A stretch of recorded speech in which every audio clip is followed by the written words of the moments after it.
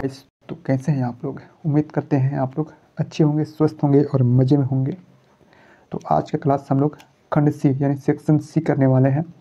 Class 10 का model paper, ठीक है, 2025 से 26 का जो हमारा मॉडल पेपर निकला है तुम्हारा, उसका सेक्शन सी हम लोग करने वाले हैं। इससे पहले हमने सेक्शन ए और सेक्शन बी यानी खंड ए और खंड बी हमने कंप्लीट कर रखा है। सो आप लोग अगर देखना चाहो तो प्ले लिस्ट में उसका वीडियो दिया हुआ है, वहाँ से आप देख सकते हो, या फिर डिस्क्रिप्शन में लिंक दिया है, वहाँ से भी देख सकते हो। समझो। चलो अब हम लोग करेंगे सेक्शन सी खंड ग। इसको करने के बाद हम लोग लास्ट कर लेंगे खंड घ। ठीक है, आओ देखो समझो। क्वेश्चन नंबर तुम्हारा 39 देखो क्या कह रहा है कि एक थैला में, ठीक है, 7 लाल और 8 काली गेंद है। ठीक है, एक कोई सा तुम्हारा थैला है। ठीक है, इसमें कह रहा है कि 7 गो लाल है और 8 गो काला गेंद है। ठीक है, इस थैले में एक गेंद निकाला जाता है। ठीक है, यह दृश्य मतलब कि अचानक इसमें से एक गेंद निकाला जाता है। ये मतलब देख करके नहीं निकालना होता है। ठीक है, हाथ में झोला डालें, झोला में हाथ डाल कर और एक निकाला जाता है। तो कोई सा भी गेंद निकल सकता है। इसमें हो सकता है लाल निकले, हो सकता है काली निकले। समझो। तो कह रहा कि अगर इसकी क्या प्रायिकता है, एक लाल गेंद अगर निकलता है तो उसका क्या प्रायिकता है, क्या संभावना है। ठीक है, ये प्रोबेबिलिटी का, प्रायिकता का ये क्वेश्चन है। ठीक है, फिर कह रहा कि अगर यह भी बताओ कि अगर एक काली गेंद निकलती है उसका क्या प्रायिकता होगा, उसका क्या संभावना होगा। समझो कैसे बनाते हैं। देखो, तो सबसे पहले टोटल, हाँ, नीचे में क्या होता है टोटल आउटकम्स। ठीक है, तो कितना है 8 7 15। समझो, पूछा जा रहा है कि एक लाल गेंद हो, लाल गेंद कितना इसमें है झोली में, तो 7 हो गया। तो एक तुम्हारा लाल गेंद का प्रायिकता कितना हो गया 7/15। समझो, उसी प्रकार तुम्हारा कहा कि यहाँ पे कि यदि एक काली गेंद निकलता है तो उसका क्या प्रायिकता होगा। तो टोटल कितना है भाई साहब झोला में, तो तुम्हारा 8 7 15 15 है। और काली गेंद कितना है टोटल 8। ठीक है, तो 8/15 हो गया तुम्हारा आंसर। ठीक है, तो एग्जाम में किस तरह से तुम्हें छापना है देखो। एक थैले में 7 लाल तथा 8 काली गेंद है। ठीक है, तो सभी गेंदों की संख्या कितना हो जाएगा 15। तब एक लाल गेंद निकालने की प्रायिकता क्या हो जाएगा PE यानी कि प्रायिकता। ठीक है, घटना के अनुकूल प्रकार बट्टा में होता है घटना के कुल प्रकार, ये फॉर्मूला होता है। टोटल कितना है तुम्हारा 15। और काली गेंद का निकाल रहे हैं ना, यहाँ पे लिख लो लाल गेंद का। लाल गेंद, एक लाल गेंद की प्रायिकता बराबर PE बराबर 7/15 हो गया। उसी प्रकार तुम्हारा अगर काली गेंद का पूछा है तो हमारा हो जाएगा 8/15। समझो, 8/15। एक काली गेंद की प्रायिकता क्या हो जाएगा 8/15। समझो। और नेक्स्ट क्वेश्चन फिर चलते हैं। हमारा कर रहा है कि नीचे दिए गए तुम्हारा बटन है। ठीक है, बटन का माध्यक 28.5 हो तो x और y का मान ज्ञात कीजिए। ठीक है, नीचे तुम्हारा डेटा दिया हुआ है, यहाँ पे x यहाँ पे है। ठीक है, और तुम्हारा अच्छा इसमें भी है x और y है। ठीक है, और ये तुम्हारा डेटा दे रखा है, कह रहा कि इसमें x और y का मान क्या होगा।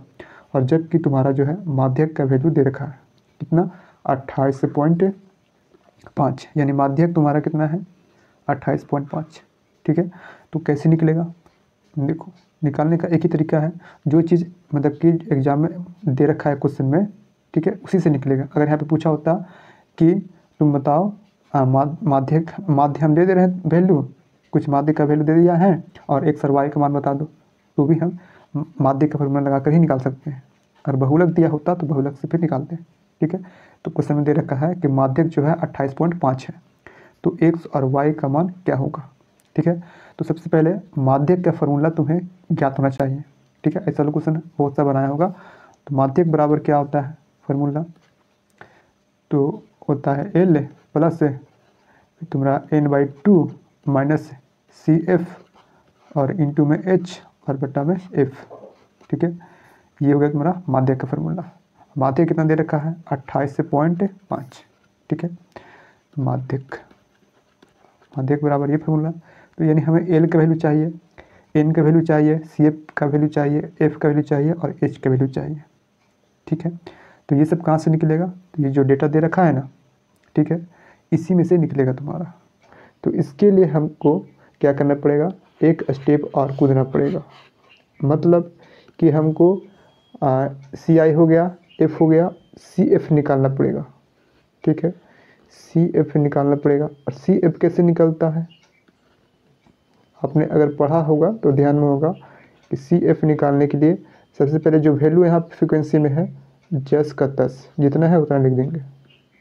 ठीक है, यहाँ पे बॉक्स में क्या भराएगा, तो इसको अपन 15 प्लस एक्स को जोड़ते हैं। ठीक है, तो 15 प्लस एक्स नहीं जुटेगा, 15 प्लस एक्स लिखा गया।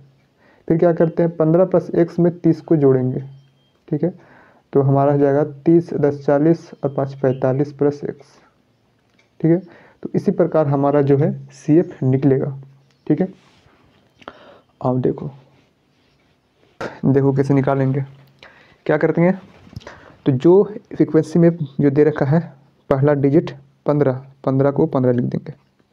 ठीक है, दूसरा बॉक्स में क्या भरेंगे, 15 और जो इसका फ्रिक्वेंसी का दूसरा बॉक्स है इसको अपन जोड़ते हैं।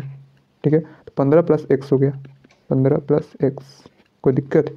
फिर तुम्हारा तीसरा बॉक्स भरने के लिए फिर तुम्हें इसको जोड़ना पड़ेगा। ठीक है, तो 15 और तुम्हारा 30, 30 10 40 45, 45 प्लस एक्स हो गया। उसी प्रकार तुम जोड़ लो इसको, 45 और 25 तुम्हारा 50, 70, 70 प्लस एक्स आओ 70, फिर तुम्हारा वाई तो 70 प्लस वाई प्लस एक्स आओ, फिर बच गया 15 तो हो गया 85, 85 प्लस एक्स प्लस वाई। ठीक है, और टोटल फ्रीक्वेंसी कितना दे रखा है जोड़ करके 100। ठीक है, यहाँ पे मान लो कुछ होता एक्स का मान तो सबको जोड़ने पर 100 होता है। आपने सिंपल वाला क्वेश्चन बनाया होगा और ये भी क्वेश्चन बनाया होगा, एक यहाँ पे 5 था और कुछ इस प्रकार एक क्वेश्चन हमने बनाए थे। ठीक है, और सेम टू सेम उसी तरह से बनेगा ये भी।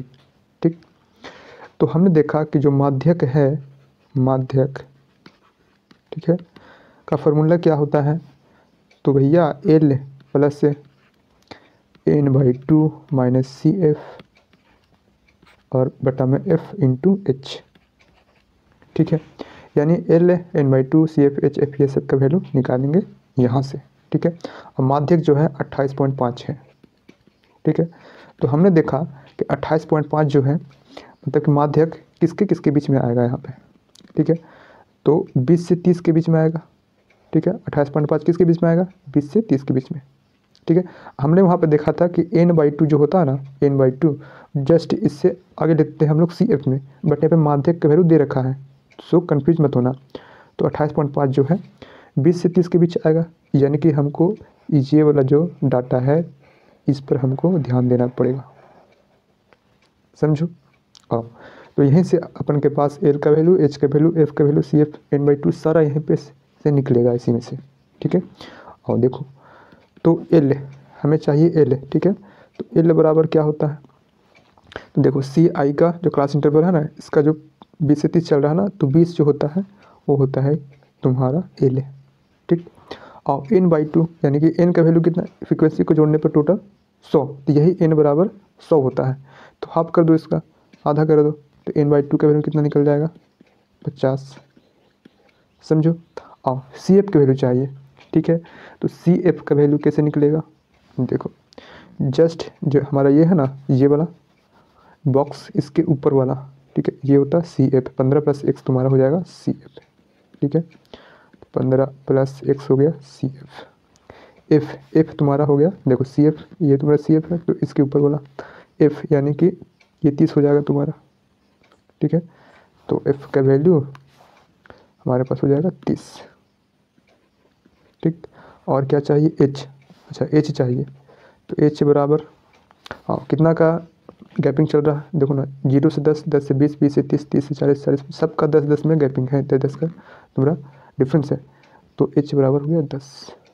समझो, अभी यही वाला डाटा जो है जो हमने निकाला अभी यहाँ से, इसमें पुट कर देंगे तो हमारा एक्स का मान देखो निकल जाएगा, सिर्फ एक्स का मान निकलेगा यहाँ से, पुट करें। और एल तुम्हारा 20 plus n/2 50 minus C F यानी कि तुम्हारा 15 प्लस एक्स। ठीक है, हाँ यहाँ पे टेंशन ना लेना। ठीक है, क्योंकि अगर एक अकेला डिजिट होता तो हम ब्रैकेट नहीं लगाते, बट यहाँ पे 2 है, एक वेरिएबल भी है, तो हमने ब्रैकेट लगाना पड़ेगा, और नहीं फिर नहीं लगाओगे तो फिर दिक्कत हो जाएगा। बट्टा में एफ कितना है 30, और इनटू में h तुम्हारा है 10। सॉल्व कर दो यहाँ पे, तो यहाँ पे 1 0 से 1 शून्य खत्म हो गया, तो 20 प्लस यहाँ पे 50, फिर अब ब्रैकेट खोल दो माइनस, ठीक है, 15, फिर माइनस x, अब बटा में यहाँ पे 3। हाँ, तो एलसीएम लो, यहाँ पे कितना हो जाएगा, 20 तिहाई 60, ठीक है, ईयर चल रहा है 28.5, इसको भूल मत जाना रे बच्चा। 20 तिहाई 60 हो गया, और यहाँ पे 15 में से, अच्छा 50 में से 15 घटाओ, 35, 35 माइनस एक्स, तो 35 माइनस एक्स, और बटा में यहाँ पे पूरा में टोटल 3, ठीक है। चलो, तो फिर पीछे पीछे मल्टीप्लाई करते हैं, तो कितना हो जाएगा, 5 तिहाई 15, ठीक है, हाथ में 1 बचा, 8 3 का 24 और 1 25, हाथ में 2 हो गया, तो 3 2 9 6 2 8, एक अंक के बाद एक अंक के बाद बराबर 60 प्लस 35, इसमें तो कोई दिक्कत नहीं होना चाहिए कैलकुलेशन करने में तुम्हें। आओ, तो यहाँ पे क्या करते हैं, जोड़ लेते हैं यहाँ पे, तो 60 3 6 3 9 95, ठीक है, तो 85.5 और इधर हो गया 95, समझो, माइनस एक्स, तो अपन क्या करते हैं, एक्स को इधर भेज देते हैं, पॉजिटिव में हो जाएगा, तो एक्स बराबर, और इसको इधर भेज देते हैं, तो 95 माइनस 85.5, ठीक है, तो यहाँ से घटा लो, फिर एक्स का मान हमारे पास निकल जाएगा 95 में से 9.5, ठीक है, 9.5, समझो, तो एक्स का मान तो निकल गया हमारे पास, ठीक है। अब क्वेश्चन दे रखा है कि एक्स का मान तो निकाल भी करो और साथ में वाई का मान भी हमको निकाल के बताओ, ठीक है। तो हमने सोचा कि निकलेगा कैसे फिर वाई का मान, देखो दिमाग लगाओ, यहाँ पर टोटल जोड़ करके दे रखा है कितना, 100, ठीक है, 100 टोटल है जोड़ने पर, ठीक है, यानी कि एक्स का वैल्यू कितना लाए हैं, 9.5, तो एक्स का मान अपन बैठा लें यहाँ पे 9.5, समझो, और सबको जोड़ने पर कितना होगा, 100 होगा, और वाई का मान हमें निकालना है, ठीक है। तो सबको अपन क्या करते हैं, जोड़ लेते हैं, ठीक है, या फिर तुम क्या कर सकते हो, तो ये जोड़ोगे ना तो बराबर इसके बराबर होगा 85 plus X plus Y, X का मान हटा करके सिर्फ, समझ रहे हो, मतलब देखो ना दिया, आओ, जैसे में तुम्हारा है 1 2 3 4, ठीक है, तुम्हारा ये फ्रीक्वेंसी है मान लो, ठीक है, फ्रीक्वेंसी ये इसके बराबर होगा, 100 जो है 85 प्लस एक्स प्लस वाई के बराबर होगा, कैसे, वही देखो यहाँ पे, तुम्हारा सी एफ कैसे निकालें, तो 1 है तो 1, दूसरा बॉक्स में क्या किया अपन कि 2 और 1 3, फिर 3 और 3 3 और 3 6, फिर 6 और 4 10, ठीक है, और यहाँ पे जोड़ो सबको, 4 3 7 2 9 और 1 10, टोटल 10, ठीक है, तो 10 बराबर 10 बराबर 10, तो इसी तरह से 100 बराबर इसके बराबर होगा, समझो, अगर यहाँ पे कोई डिजिट रहता है यहाँ पे एक्स का मान वाई का मान, तो ये इसके बराबर आ जाता है यहाँ पे, बट नहीं है तो भी X 85 plus X plus Y बराबर इतना, समझो। आओ, तो हमारा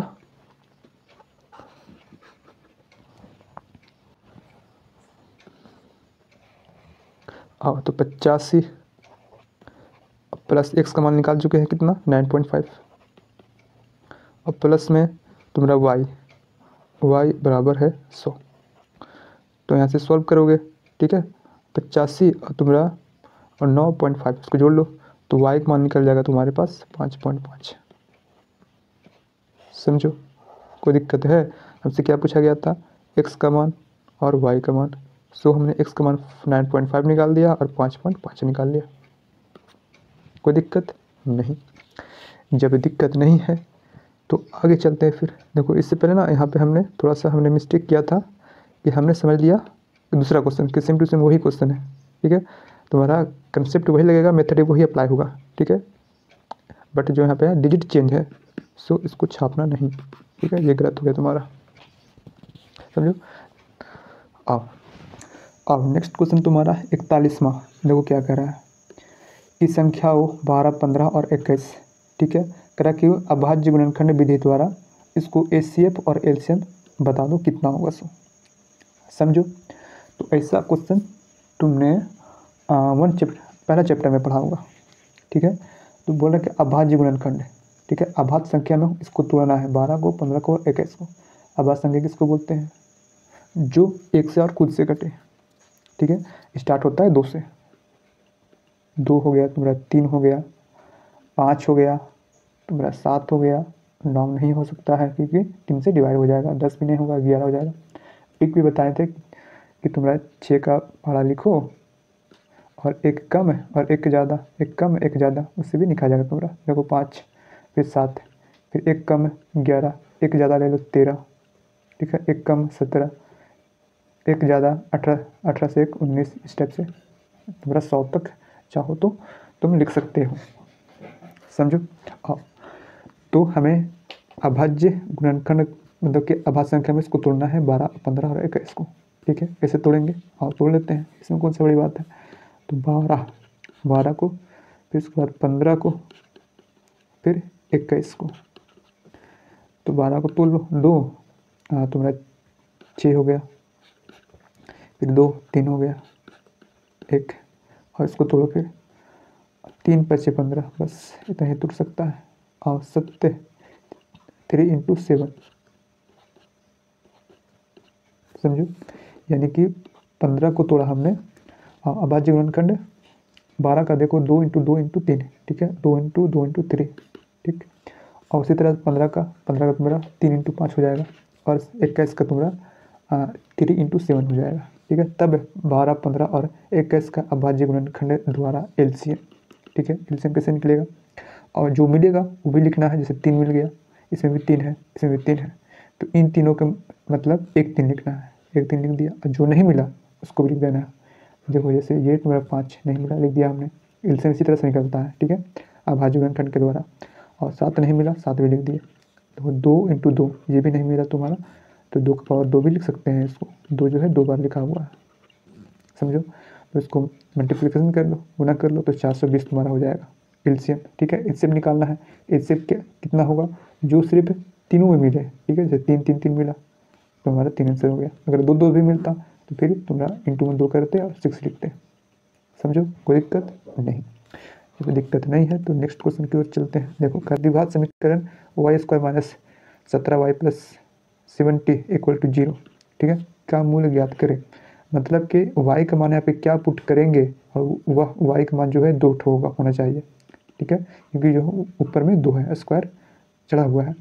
अगर सिर्फ रहता y तो y का मान सिर्फ 1, और y का मान 3 तो y का मान जो है 3 निकलेगा। y की पावर 3 रहेगा तो 3 का मान निकलेगा 1 0, कुछ भी निकल सकता है, ठीक है, कोई भी अंक निकल सकता है। तो कह रहा है y की जगह पे हम क्या पुट करेंगे कि 0 हो जाएगा। वैसे ऐसा 2 संख्या सोचना है, ठीक है।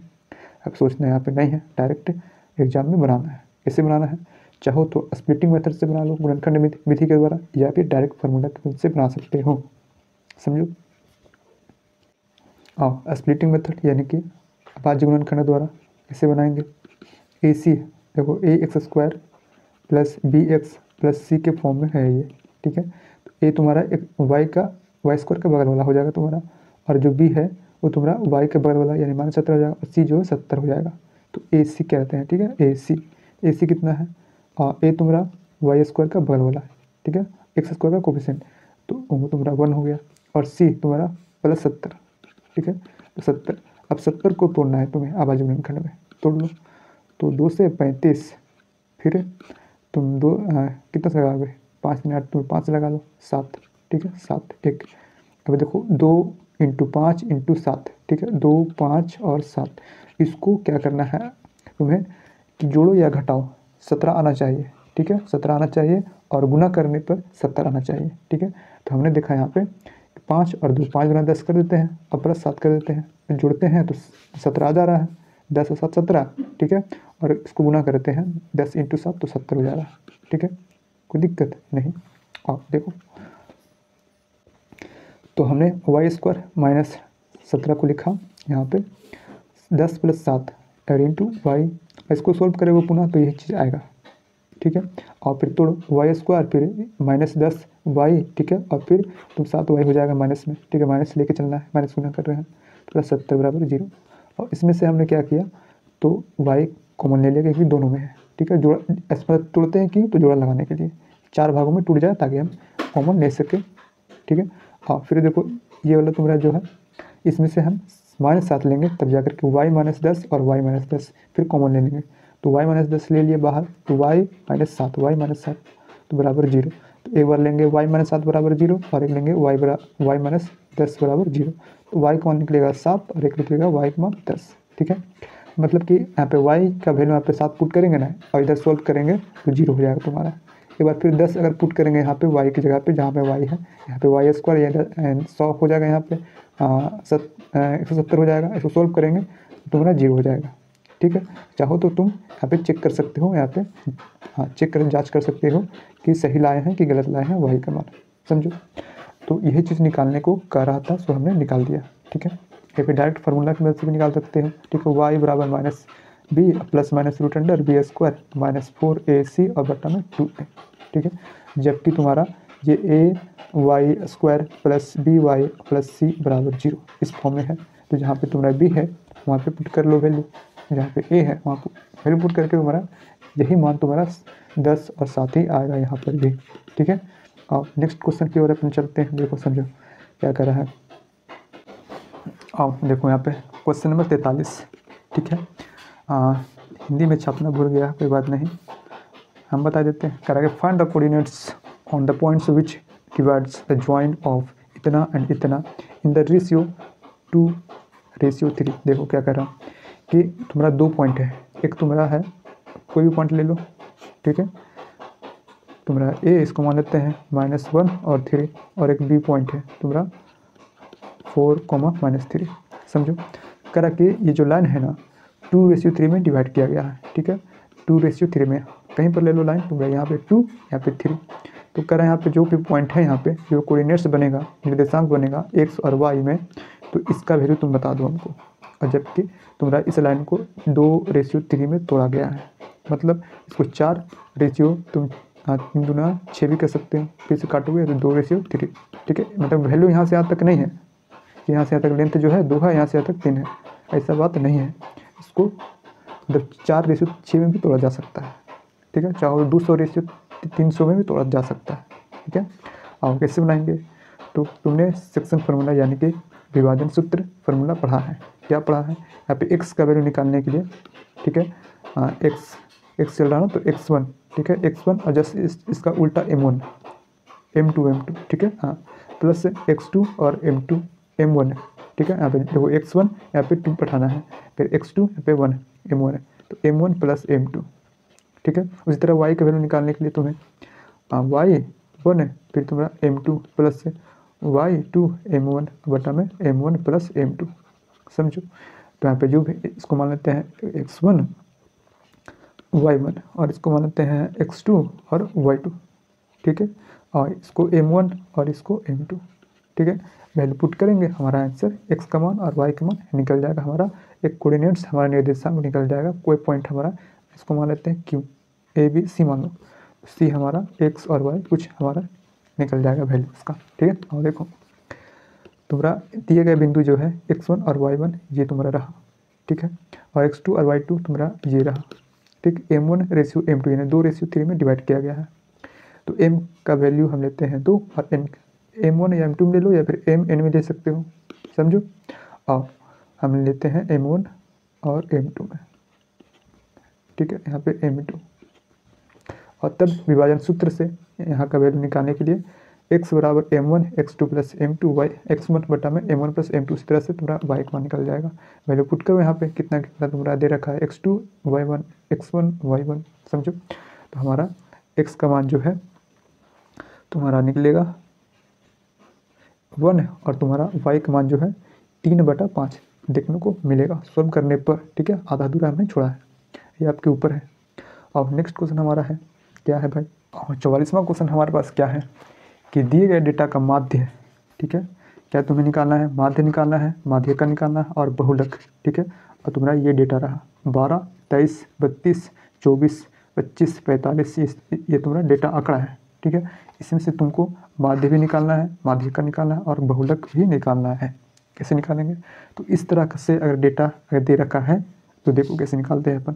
सबसे पहले जो है बढ़ते क्रम में लिख लेना, सबसे छोटी संख्या फिर उससे बड़ी संख्या फिर बड़ी संख्या, इस टाइप से पहले शुरुआत में लिख लेना है, उस तरह से आसान पड़ेगा तुम्हें।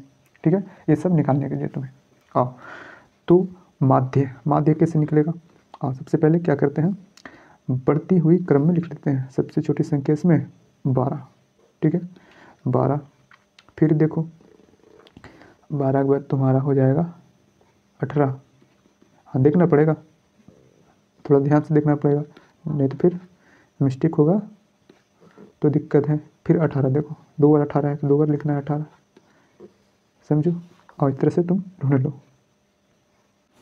देखो तो इस क्रम में तुम्हें लिख लेना है, सबसे बढ़ते क्रम में लिख लेना है, बढ़ते हुए क्रम में 12, 18, 23, 23, 24, 25, 26, 26, 27, 32, 32, 33, 33, 31, 44 और लास्ट में 45, ठीक है।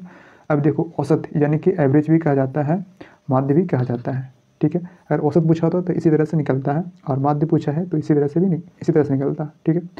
तो ऊपर में सबको जोड़ा जाता है और नीचे में जितना संख्या है उसे डिवाइड करते हैं तो माध्य हमारा निकल जाता है, औसत निकल जाता है, ठीक है। तो 12 + 18 + 18 + 23 + 23 इस सबको जोड़ो, ठीक है, सबको जोड़ो और बटा में देखो कितना यहाँ पे अंक है, कितना डिजिट है, 1 2 3 4 5 6 7 8 9 10 11 12 13 14 15 16 17 17 से डिवाइड कर देना, ठीक है। सबको जोड़ने पर 482 आएगा, 17 से डिवाइड करने पर 28.35 तुम्हारा माध्य निकल गया, समझो। अब निकालना है तुम्हारा माध्य निकल गया, माध्यक, माध्यक, ठीक है। माध्यक कैसे निकलेगा? इसका इंग्लिश जो होता है मीडियन होता है, ये मीन है, ठीक है। एक होता है मोड, बहुलक, ठीक। मीडियन मतलब मीडियम, मतलब समझो ऐसे, माध्यक यानी कि बीच वाला, ठीक है।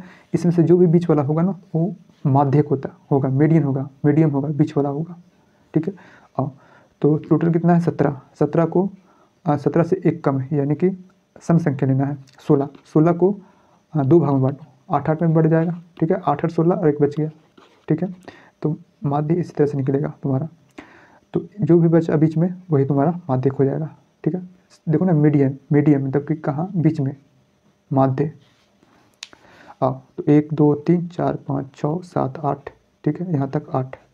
और यह देखो 1 2 3 4 5 6 7 8 यानी कि यहाँ तक तुम्हारा 26 है ना, तो ये जो 26 है ये क्या हो जाएगा तुम्हारा माध्यक निकल जाएगा, ठीक। तो बहुलक कैसे निकालेंगे? बहुलक देखो, बहुलक यानी कि बहुत बार कौन सा इसमें से आया है, जो भी डेटा आंकड़ा है इसमें से बहुत बार कौन सा संख्या आया है वही हो जाता है तुम्हारा बहुलक, समझो। तो देखना पड़ेगा इसमें कि कौन कौन सा संख्या जो है बहुत बार आ रहा है, कौन सा संख्या, जो संख्या अधिक बार आया है वही संख्या बहुलक होता है। तो हमने देखा 18 2 बार, 23 2 बार, फिर तुम्हारा सब 2 2 बार, अधिकतर जो है 2 2 बार है, कोई भी 3 बार नहीं है, ठीक है, एक तो बहुत बार है, यानी कि इसका जो है बहुलक तुम्हारा 18 हो जाएगा, 23 हो जाएगा, मतलब निकल ही नहीं पाएगा, ठीक है, एग्जैक्ट नहीं निकल पाएगा, बट हम यह लिख सकते हैं कि इसका जो बहुलक है 18 भी है, 23 भी है, 26 भी है, 32 भी है, 33 भी है, ठीक है। तो देखो इसका आंसर माध्यक निकल गया तुम्हारा 26, ठीक है, और बहुलक जो है 18 23 26 32 और 33 है, ठीक।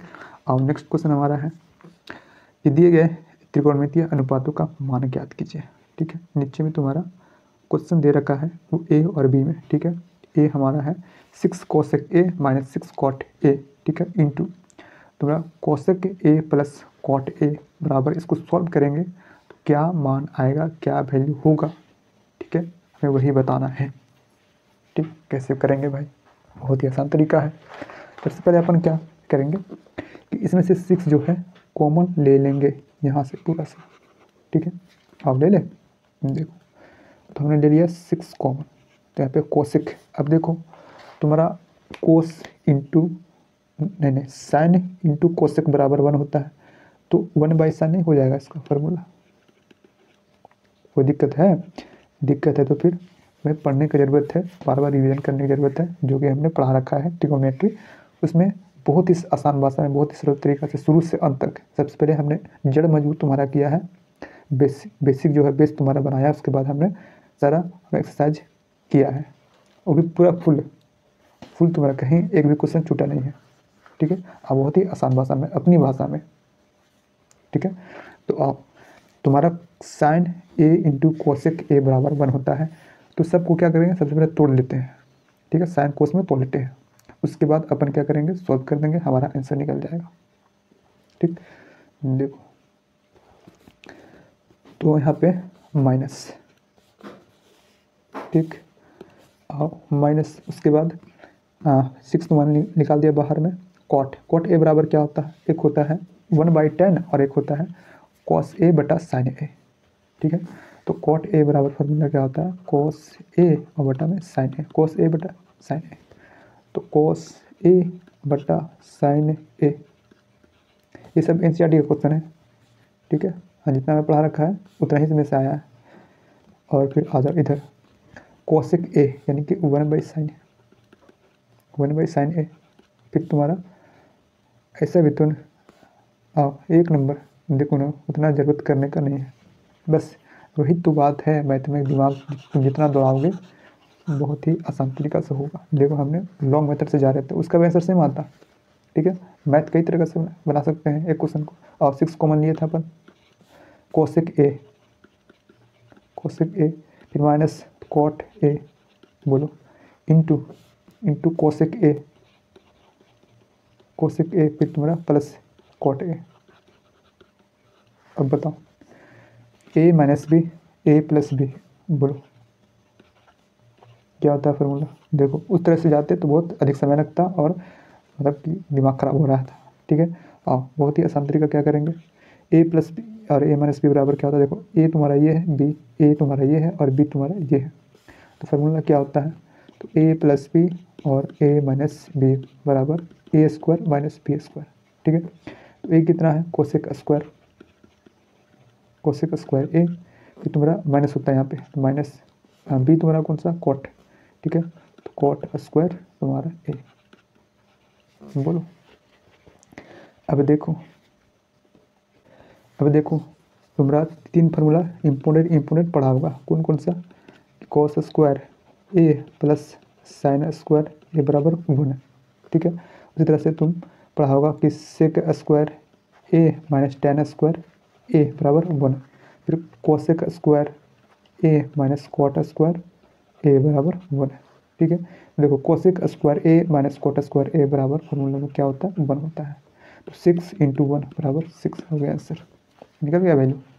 ठीक है, अब दूसरा क्वेश्चन हमारे पास क्या है कि देखो 1 + tan a + sec a और इंटू में है तुम्हारा 1 + cot a minus cosec a। इसको सॉल्व करना है और कुछ अंक में ही आएगा इसका आंसर। देखो कैसे लाएंगे। सबसे पहले हमने देखा, इसको अपन तोड़ लेते हैं। ठीक है, तो 1 + tan a बराबर क्या होता है, sin a बटा cos a, sin a और बटा में cos a। ठीक, प्लस और इसको तोड़ो, साइन और कोस में तोड़ दो, तो इसका क्या होता है फार्मूला, कॉस इंटू सेक ए बराबर 1। तो सेक ए बराबर क्या हो जाएगा, 1/cos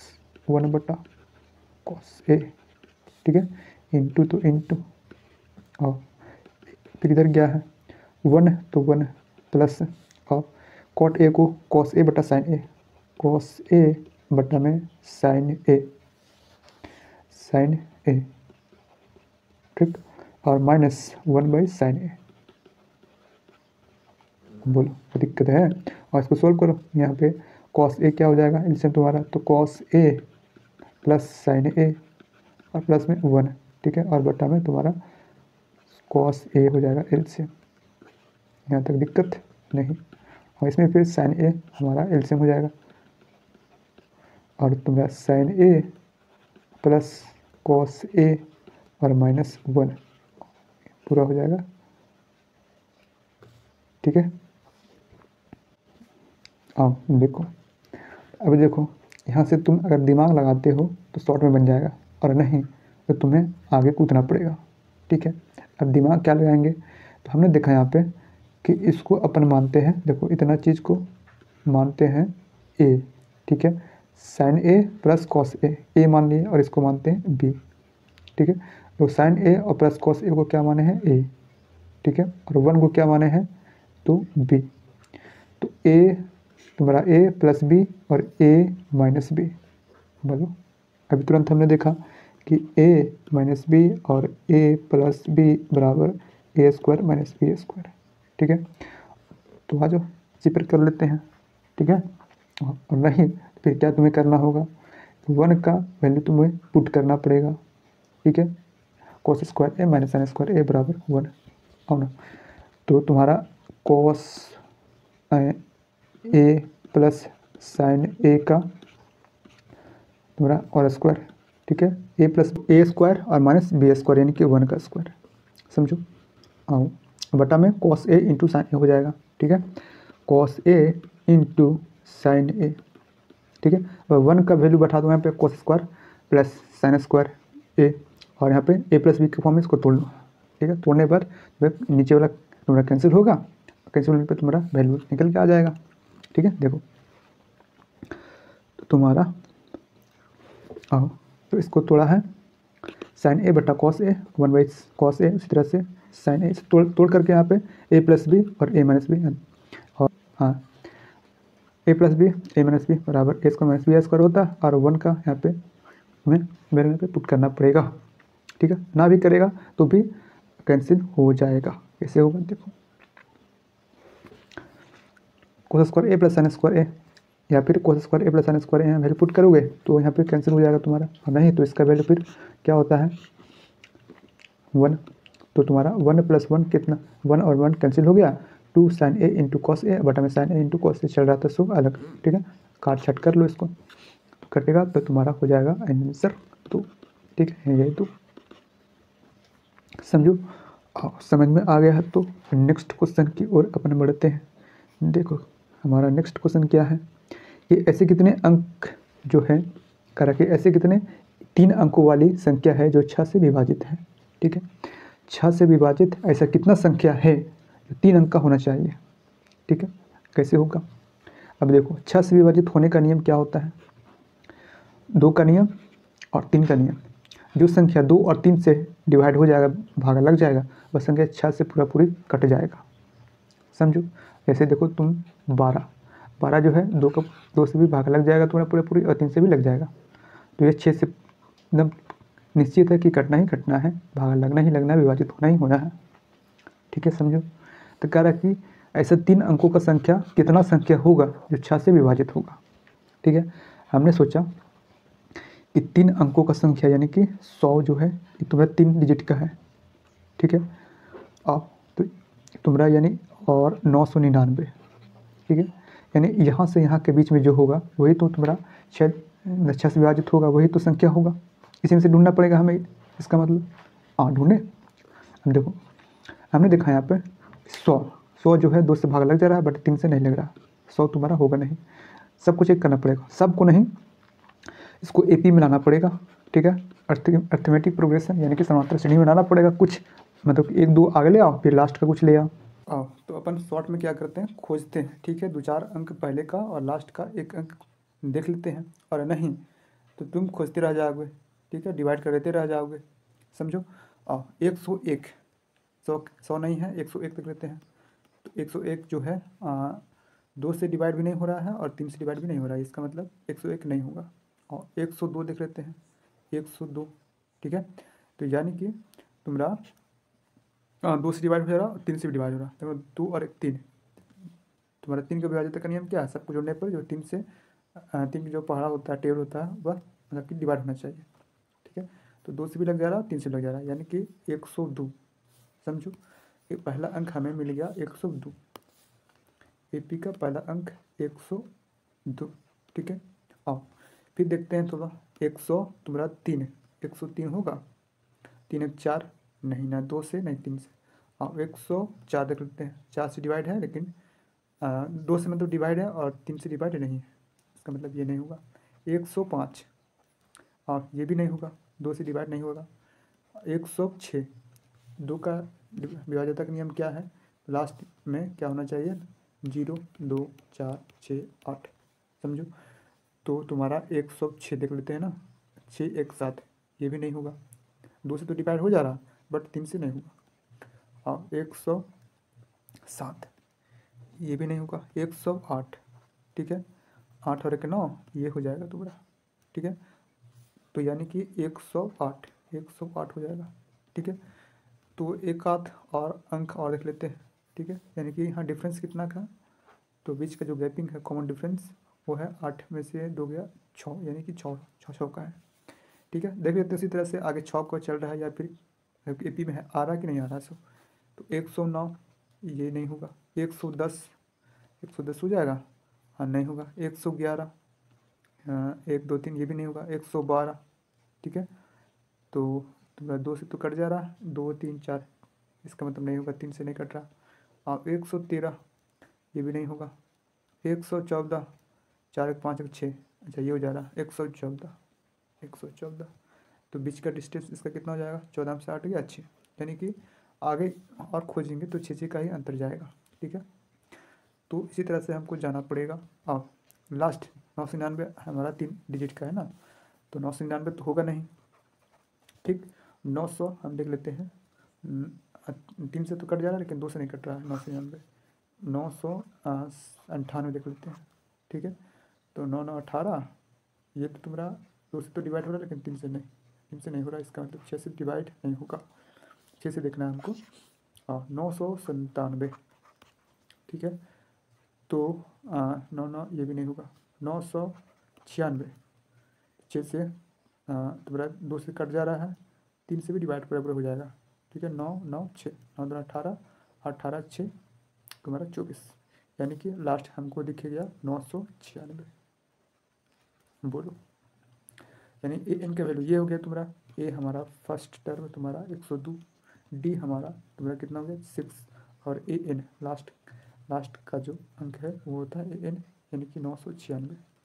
कौन सा फॉर्मूला लगाएंगे हम लोग, ए एन बराबर ए प्लस एन माइनस 1 और इंटू डी, जहाँ पे एन का वैल्यू बैठाएंगे, ए का और डी का वैल्यू बैठाएंगे, और हमारा यहाँ से एन का वैल्यू निकल जाएगा कि कितना अंक जो है 6 से डिवाइड है, वो 3 अंक का वो हमारे पास निकल जाएगा। समझो, अब देखो 102 108 114 120 इस तरह से 6 का कॉमन डिफरेंस हमारा है। तो लास्ट में 996, 6 विभाज्यता का नियम 2 और 3 से लगना चाहिए, वह संख्या 6 से भी लग जाएगा। समझो, अब तो हमारे पास ए का वैल्यू, उसी तरह से डी का वैल्यू, और हमें एन का वैल्यू कितना है वो हमारा निकालना है। एन हमारा ये है तुम्हारा 996, वैल्यू पुट करा, एन बराबर है 150, यानी कि हमारा 6 का मतलब कि 6 से भागा लगने वाला 3 डिजिट का जो नंबर टोटल है तुम्हारा 150 होगा। समझो, और तो आज क्लास यहीं तक, क्योंकि हमने सेक्शन सी कंप्लीट कर लिया है।